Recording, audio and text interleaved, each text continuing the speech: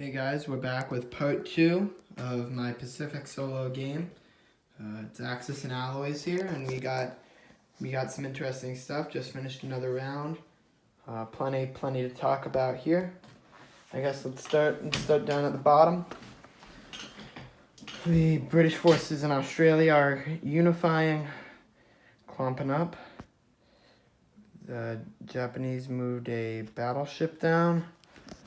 Trying to convoy, they didn't hit any convoys. Japan's consolidating in the Carolines and Palau.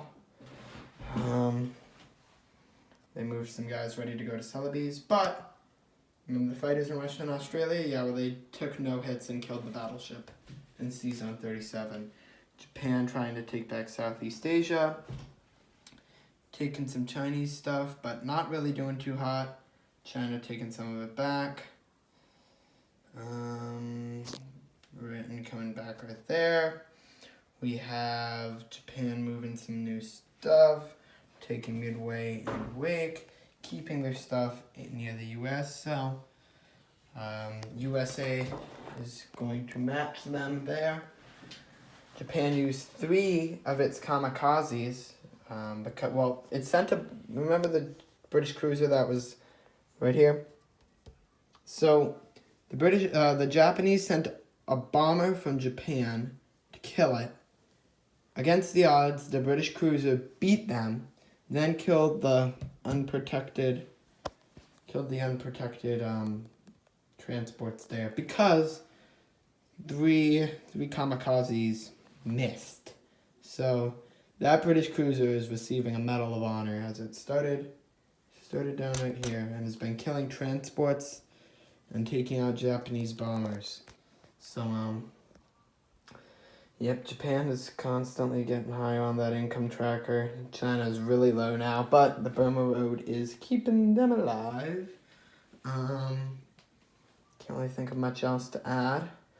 I know I did get up my Japan turn for my YouTube World Commander SpaceDoge playlist. Link will be in the description for that one. And I need to get working on my German turn for that.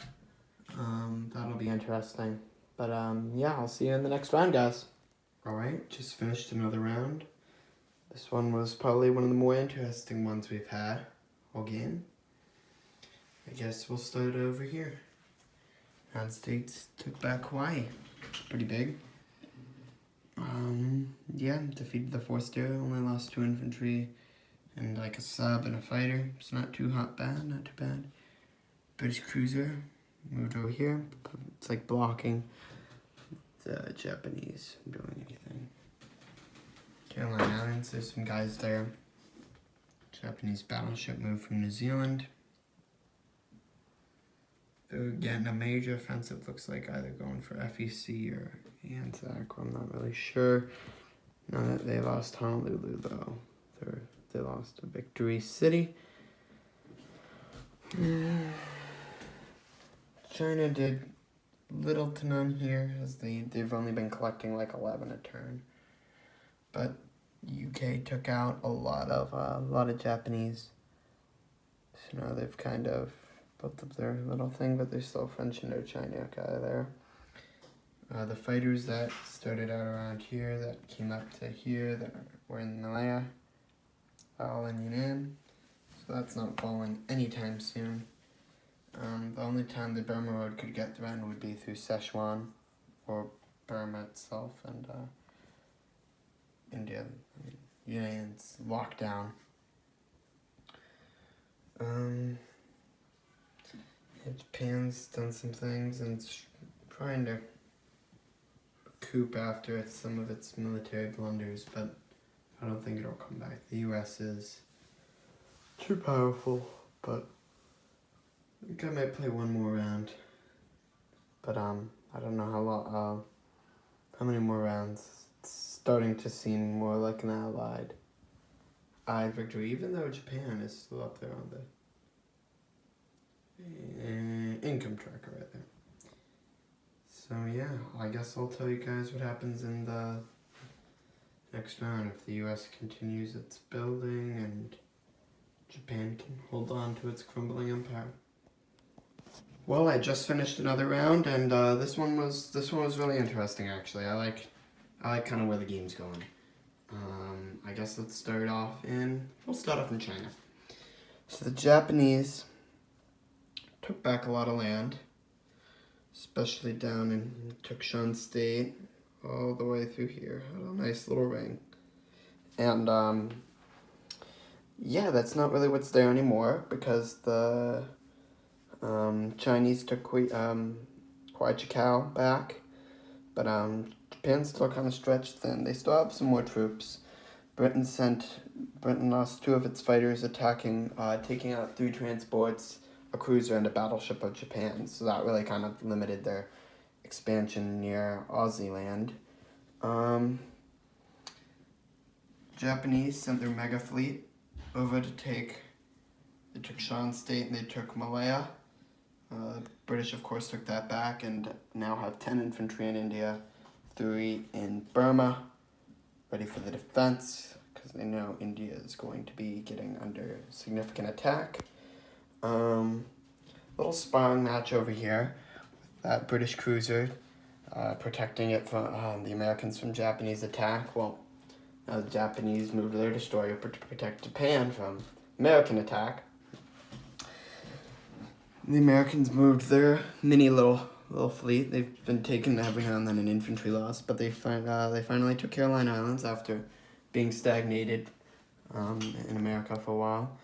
They're moving some fleet over here to Hawaii, and it looks like they're taking a lower kind of course of action. Probably gonna try to take back the Philippines there, and assist Britain because they're getting hammered right now. I said this.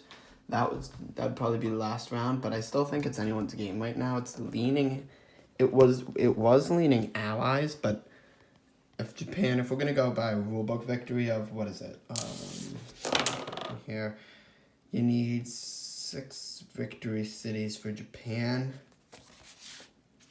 Let's see, they have Tokyo, Shanghai, Hong Kong, Manila.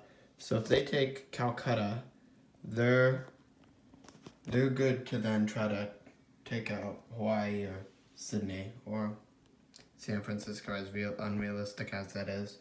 So, I mean, because I have the UK Pacific Forces as a joint team, Australia and then India, FAC, I think I'm going to have it work how, although India was like the crown jewel of the British Empire, I'm going to have it be you have to take both Sydney and Calcutta in order to get the income, because I feel like that would work better in a way. This might be completely game-breaking, because it might not give Japan necessary IPCs to further its conquest, but I think it would.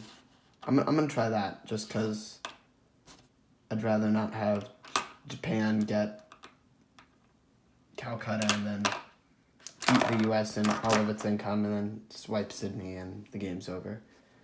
So yeah, I guess I'll see you guys in the next round. We'll see what happens if the United States can, now that those British, words, as always, Japanese warships are gone, if they can take Philippines, and if Japan, if they're going to try to make a run for India. Alright, well, we just concluded another round, and yeah. I'll let it speak for itself. So, both sides have been going back in this back and forth between control over Southeast Asia. But I'm not going to talk about that just yet. I'm going to talk about what's going on up here. The U.S. bought 2 carriers, 2 fighters, and a tactical bomber. So they're getting ready to do more expansion. They took back Midway and Wake Island, along with moving some of their guys to Hawaii. British cruisers still up there. Japan bought some destroyers and transports, trying to get a little bit of a navy going. The Caroline Islands remains in U.S. possession. Aussie land is holding strong. Nothing's been built in there recently, but I think that's probably to the UK's benefit. Now, the USA had all of its guys in Carolines, so it launched an attack on Java, Celebes, the Philippines, and Kwangtung. So it took all of those, and now the USA and UK are rolling in it on the income tracker. With Japan, they're down to, what, 45 now? So that's a significant decrease. They only have Borneo and Sumatra left, so they're gonna need a fight. So the Japanese, as you know, held Malaya, and they failed their attack on Shan State, leaving Shan State with just a tank. So they moved their French Indochina guy down and moved him, and they had 2 infantry in Malaya, and they bought a miner factory. Now, when that attack failed, they had to decide, do they place it up here, where the USA can get it? Do they place it, in French Indochina? But the ultimate decision was made to stick with the plan in Malaya. Could have gone to Korea, but that would have been kind of a waste. So, that's where we're at. In China, Chinese are lost the Burma Road. Japan's hampering down. Chinese tried attacking Japanese to soften them up with their fighter, but Chinese lost their only fighter, and the UK lost their fighter. So a lot of aircraft blunders made in this game with the Japanese and the Allies losing their fighters. Japan's got kind of a weird shape looking down there, but they lost their Dutch East Indies, and it's going to be tough for them to regain. They still got those 3 kamikazes left. I didn't use any kamikazes on any of these ships, only because I feel like I'd rather save them for one kind of last big battle, rather than waste them like I did on that British cruiser and not hit anything. So yeah, I believe the US collected something crazy like, let me check back here. They collected like 72 or something crazy like that. So the US will start cranking out the troops even more. What really hindered the US at the beginning of the game was that carrier and destroyer that were still present. But once they got the Navy to do it, roll out, they're rolling right now. It just kind of shows you can't let the US, you gotta hamper their expansion. But I think the Japanese could have taken better advantage of their Honolulu Victory City. They could have gone down. Sydney's only got a miner factory. It'd be a bit easier to take than Calcutta. But right now they're all in on Calcutta, and that's not paying off too well. But I'll see you guys in the next round. All right, so just finished another round, and this game keeps keeps going, keeps chugging. We'll start over here again. The U.S. has compiled its forces as it broke the destroyer up top. So an attack on Japan may or may not be imminent. Japan wiped out all the American transports. Not the American troops, just the transports. But, we'll take what we can get.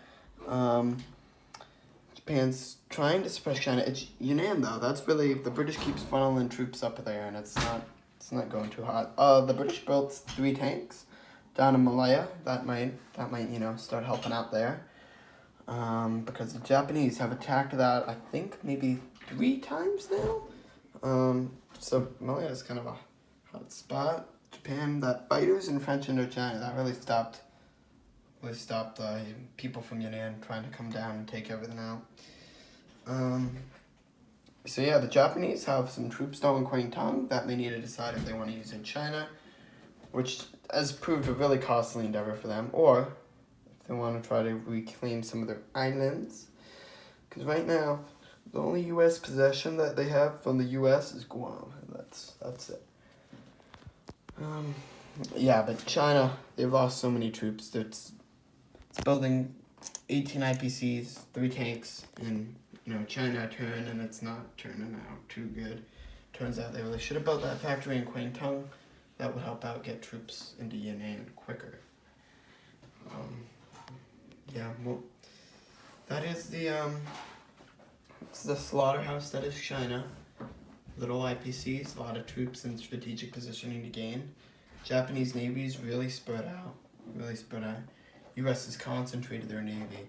And I was really annoyed actually when I found out when I realized I could only buy 10 10 things in Western U.S. They had so much money. I was gonna splurge, but restrict, and also those transports were in the ocean, not the not San Francisco. So U.S. is chugging along. It's looking like U.S. has some strategic positioning, but I don't know. I mean, Calcutta's slowly whittling down some, but whatever the Japanese take, the Allies just take right back. And it'd be nice to live in Australia or New Zealand right now. They haven't seen too much action. That British cruiser. Yeah, I meant to keep. Yeah, I'll keep that British cruiser there. I forgot to move that, but I think I like where it is.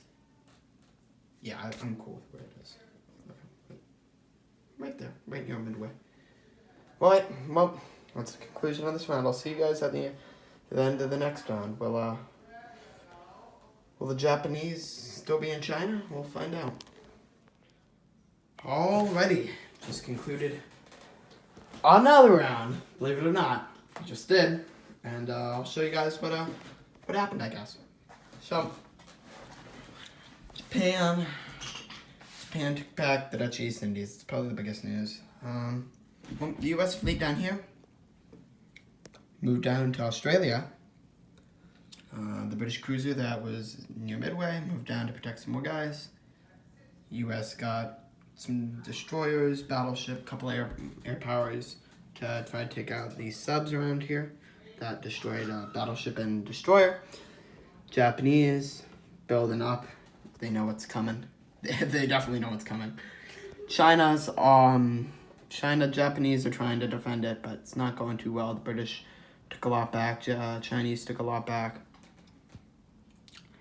A lot of British tanks in Malaya right now, and a lot of British tanks everywhere. They're just trying to build up and expand. They bought their first Navy unit of the game, I believe, a submarine, because there are no destroyers down here, which will probably hurt the Japanese there.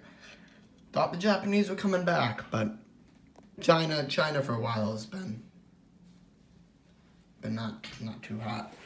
So the U.S. moving down to Australia, what does that mean? They can then hit some of the Dutch East Indies and start getting Philippines back again. And yeah, so we'll see what happens. The specific game's gone on for quite some time, actually. This is the second part, so it'll be interesting to see if I need to make this into a third part. Well then, just finished another round, and I'm gonna call it a day. My solo game of Axis now, Specific 40 2nd edition. What I'm gonna do is I'm gonna probably need to make a part 3 on this, because I don't want to make this a hour-long video. I don't like watching hour-long videos. I'd rather watch, couple 16 minutes, couple, 10 minutes. That's kind of more my style. But I can, at least give an in-depth review of what occurred. So the Japanese, we'll start down here. So the Japanese, they faced an American fleet down here. And so they moved and formed kind of a defensive ring, if you will. So the United States couldn't hit their Dutch East Indies or the Philippines. So they formed this line, which encouraged the U.S. to pull back all of its stuff, and the British moved their cruiser, love that cruiser, and take out in the United States to take out the people near Midway. And so they have 3 destroyers, fighter, battleship ready to take on some Japanese stuff. Japanese also built a anti-air right there. Really fascinating. The Japanese in China formed another ring and got beaten back by the Chinese. Brits are coming up. I didn't realize with the Japanese that moving all of their guys here would leave their transports undefended to a British sub that could go 1, 2, 3. I didn't see that. That was my error. It's another error that I'm going to have to watch out for later in, whenever I play another game of Pacific 40. Don't leave Japanese transports, 4 of them, undefended. Regardless, the Japanese line still holds here. British got a sub here, and they built more subs. This game has really come down to the Japanese trying to build subs and place down mechs to try to cover their bases here, as the U.S. builds more destroyers. Now, subs are cheaper than destroyers, but the U.S. doesn't need to focus on China. It needs to focus here. Now, there are 2 subs that Japan can utilize there, but that's kind of what we're looking at. I guess I'll show you guys the income tracker if you really want to take a quick look. China's back up to 12. USA's at 15 plus all their NOs. The combined ANZAC and FEC are at 22.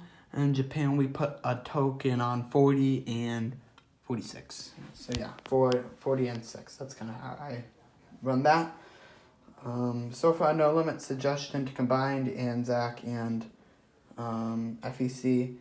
It's paid off. It's been quite interesting because they can completely ignore Australia and send all their resources to India, but I think that's kind of what needs to happen. So I don't think Japan can hold out any longer, but we'll see what happens. We'll see if, see what happens without an atomic bomb, see if the United States can try to get something going, or, maybe they can't. Yeah, it's been fun playing this and filming this over Thanksgiving weekend. Right now, actually, it's snowing outside. It's kind of impressive. So it's only December 1st, so wasn't expecting snow, but hey, you never know what happens, It's like some of these dice here, they just, man, in China, like, Japanese aren't getting any defense hits, and U.S. lost no destroyers, so it's been a time. It's been a time. Well, as snow falling, I wish you well wishes from the Forge. I guess this is Axis and Alloys signing off.